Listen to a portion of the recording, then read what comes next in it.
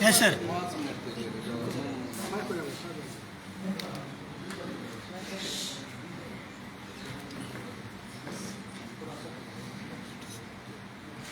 A very good afternoon to all of you, and I extend to all of you a very warm and hearty welcome to this press conference in connection with the completion of the Goa Gram Sampurna Yatra of the Honorable Governor of Goa, Shri B.S. Sridharan Pillai. This has indeed been an extraordinary journey that began in September 21, mid-September, and it has concluded recently on 18th of November in the constituency of the Honorable Chief Minister, the Sakli constituency. So it has been a journey of 15 months. I would call it extraordinary for a couple of reasons. Number one is, I'll just give you an example of, we used to get up early in the morning and start the yatra by 8:30 in the morning, and we used to return around 8:30 in the night. So it was a full day tour on the field with just an hour's rest somewhere to have lunch. So we used to traverse hundreds of kilometers. So on 3 or 4 occasions we logged at least 300 kilometers in a day. So it kind of speaks of the kind of stamina and energy and patience of the Honorable Governor to undertake such an arduous tour in a day. And the other important feature of this is that the Honorable Governor has been a humanitarian at heart, and his style of functioning has been very people-friendly. And you will realize that in all the course of visits to all these villages and in meeting the people, you will realize that he has had the people very close at heart, and he has also been very people-friendly in terms of accessibility and all that. We have made a video on this, and this video will be presented tomorrow at in this Darbar Hall program, which is going to start at 11:30 a.m. tomorrow. And we have already invited all of you, so please do come tomorrow. Now, there are some very key features in this yatra, the Gram Yatra. Number one is that he had announced the financial aid to various institutions and initially to dialysis patients. After dialysis patients, after a couple of months, we extended the aid even to cancer patients and to others. And this money has been given from the discretionary fund of the governor.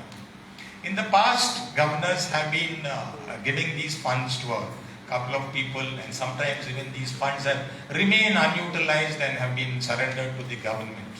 But this time, Honorable Governor decided that he would distribute this fund to the people, to the needy, the hungry and the poor, to the underprivileged sections of society. And that is how he announced this financial aid to 71 NGOs and to also 71 dialysis patients on the eve of the 71st birthday of the Honorable Prime Minister, that is last year, 21. And the other unique feature of this whole distribution of this financial assistance has been that he decided to personally go and hand it over in the villages, number one, and also at the doorsteps of all these NGOs. We visited, so far we have distributed about 91 institutions as against a target of 71 that we had fixed. As of today, we have distributed financial aid to 91 institutions, and in each of these institutions, we have visited these institutions. He has met the management people, he has interacted with these inmates. They are old age people, There are children who are being sheltered in these homes. There are disabled people. There are also HIV affected people. Different kinds of people who needed really this kind of assistance. So he has been able to go there and personally, and that is how he won the hearts of all those inmates there, and they loved him having come there and think. Not only that, they were also invited to come to Raj Bhavan and spend some time here and have lunch with the First Lady and the Honorable Governor. And for them it was a very, very exciting and memorable moment to see this Raj Bhavan, this historic Raj Bhavan. So this was one of the key features of visiting these people and handing over these checks personally, even to the dialysis patients and to the cancer patients. Then Honorable Governor made it a point during these visits to the villages to go to the temples. Every village in Goa has got beautiful temples. It has also got beautiful churches, and there are also a couple of very historical mosques here in Goa. And in all these places, he has gone to the temples, he has gone to the churches, and he has gone also to these mosques. Besides that, in the villages also, he has stopped at some of the mathas and met some of the religious heads. And he has also visited the prominent seminaries here, the Christian seminaries which are here in Goa, and also the Gurudwara, and plus there have been a couple of 1 or 2 Jain temples have been there. So he has covered all this in the course of this yatra. He has covered all these institutions, religious institutions. Now, besides that, there are many important groups of people in Goa who play a very significant role in the development of Goa and the Goan society. So number one, these groups are, number one is the fishermen. So in one of a couple of the beaches, he met a group of fishermen and he listened to them, their problems and issues and all that. Then he met farmers. We went to a couple of places where there were farmers who wanted to interact with him. So, and he even felicitated one of the national award winning farmers in one of these visits. And then we met even the industrialists. Industrialists, we went on a couple of visits to the industrial estates, and we interacted with a number of these industry stakeholders. And then also the tourism. You know, tourism is a very important industry here. So there was this travel and tourism agency, and there were many other stakeholders in this tourism industry who wanted to interact with the governor and present some of their issues and problems. So we did have an interaction with the tourism stakeholders. And besides that, we also met a number of doctors. Doctors, because the doctors were conducting a number of camps. Medical camps were being held in a couple of villages and all that.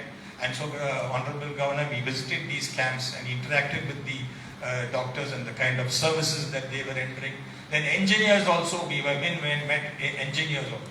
So across the spectrum of society, we have met all these kind of important stakeholders.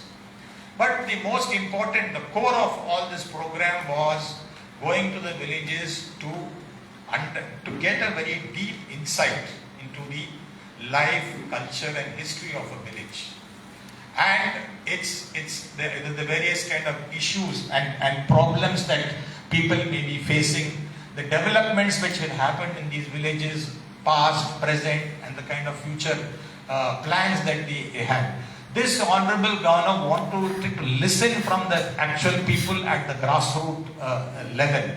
So when we went to these villages, we organized meetings with the representatives of the local bodies, that is the village panchayats, the Zilla Parishad members. So we had sarpanchas, deputy sarpanchas and all the panchayat members coming together, including public used to come for all these meetings.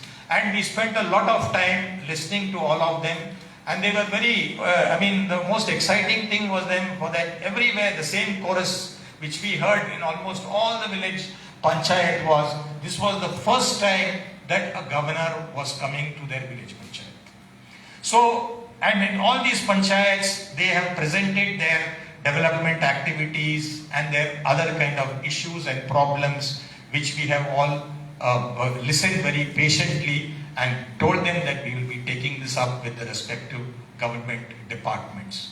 So in this way, Honorable Governor, in the past 15 months, he has covered 421 villages and 191 village panchayats, which constitutes the whole of the villages of Goa under these categories of village panchayats. And this journey, I am saying, is that has been a very, very enriching and very enlightening experience. And Honorable Governor, in the success of this whole program over the last 15 months, the state government has given us a lot of support, logistical support, because the district collectors have accompanied the Honorable Governor in all these programs. It has been also the MLAs. We have always made sure that the local MLAs have come forward to participate in this yatra. Sometimes it was the minister also, and in the last part, the Honorable Chief Minister also was with us, and that was a very celebrated in a very, very grand manner. So it has been there has been a lot of support and cooperation from the government, and Honorable Governor has thanked first the Chief Minister and the Chief Secretary and the district officials and all the other representatives who have participated in a yatra. So I would say that it has been a very inclusive approach of including everybody across the board, okay, ruling party members, opposition party members, all of them, they all got together to ensure this success of this yatra, which has taken us to the most remotest corners of Goa. I have already given you a press statement. I think you would like to go through it. All the other information has been given in this press statement. And besides that, we have also done a lot of activities here under the guidance of the Honorable Governor. Some very significant activities which have been undertaken is the bonsai garden. If you can just go down there, you will see the bonsai garden on the thing. Actually, we've called it by the original Indian name, which is Vamana Vriksha Udyan. And we've also done a Goshala of indigenous cows of the Shweta Kapila. The intention was to protect and promote the indigenous breed in Goa. So we started this Goshala. We already have an Oshadi Vatika. So these are all steps which have been taken to make also this place tourist friendly. You see, we are having this Rajbhavan Darshan, which is happening in the weekends. And in this Rajbhavan Darshan, we wanted to make it more attractive to people to get to know more of the Goan culture. So these are the kind of things which we have added here, and we indeed want to make this Rajbhavan as a tourist hub. This also has been already included in this press statement. So tomorrow will be the valedictory program of the completion of this yatra, since we believe that it has been a very great achievement.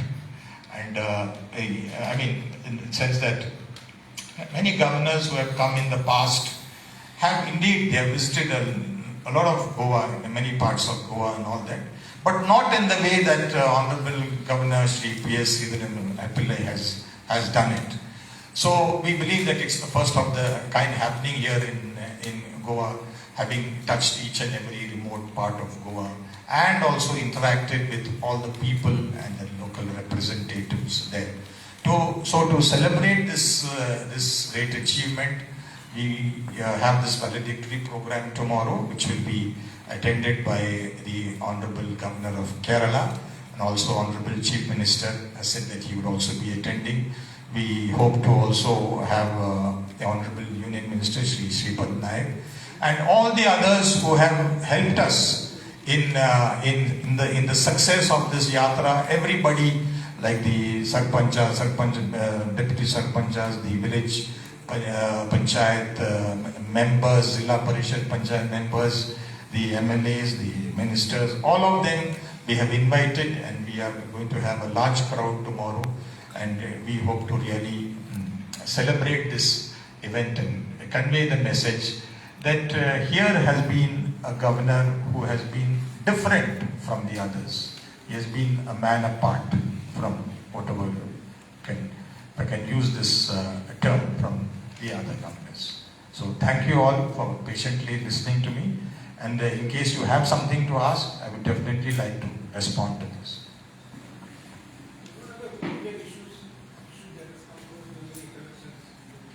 Pardon?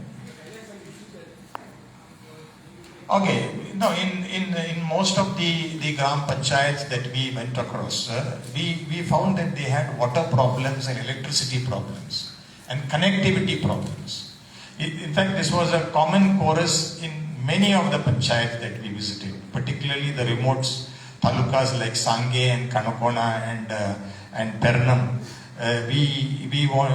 These are the three things which I found very commonly told: water and electricity and connectivity. Internet connectivity. They could not, in the villages and all, they had problems. You see, during the COVID time and all, no, they had to do online exams and all. Even now also it continues.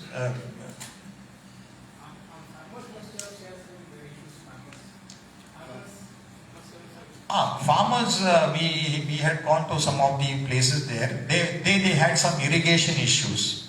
But water problems were there, about irrigation problems, that they wanted better supply of water for their fields.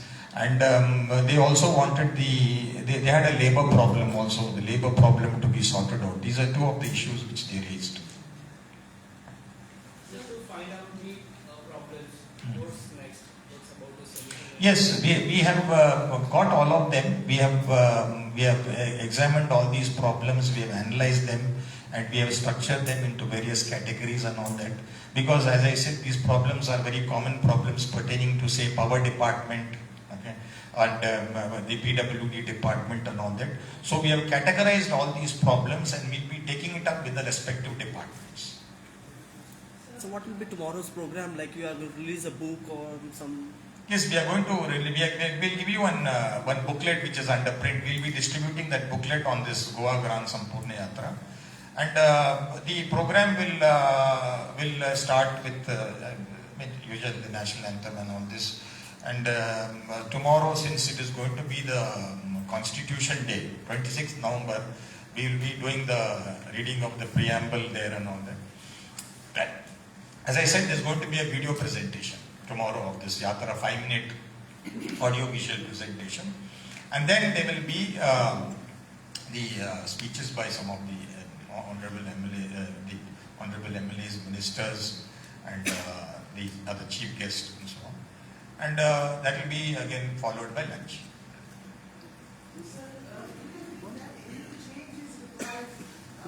Any change is required in Constitution of India regarding governor's responsibility and caution? No, this is not a question that I would like to comment on. Okay. It will. Maybe you should pose this to the honorable governor, or to tomorrow. You can ask. Not for me to. I'm a public servant, so. Please. Vardhan has many NGOs and many people who are in medical need. So, is there any plans of Vardhan bringing any project in a village areas where they can help some people who are in need? Yeah, you see this ashram school in Kanakona, Paingadi ashram school, no? We had a request coming that they wanted to give medical assistance to the students who were studying there in that ashram school, and there was no dispensary. So our honorable governor immediately, he sanctioned 5 lakhs there to start that dispensary and to have a doctor come there so he can help these people. So if we are able to get some, good proposals from somebody, the honorable governor is always willing to help these kind of noble causes. Distribute some funds to needy peoples, diabetes patients. How much funds? We have so far distributed 2.75 crores. It is given there in the statement.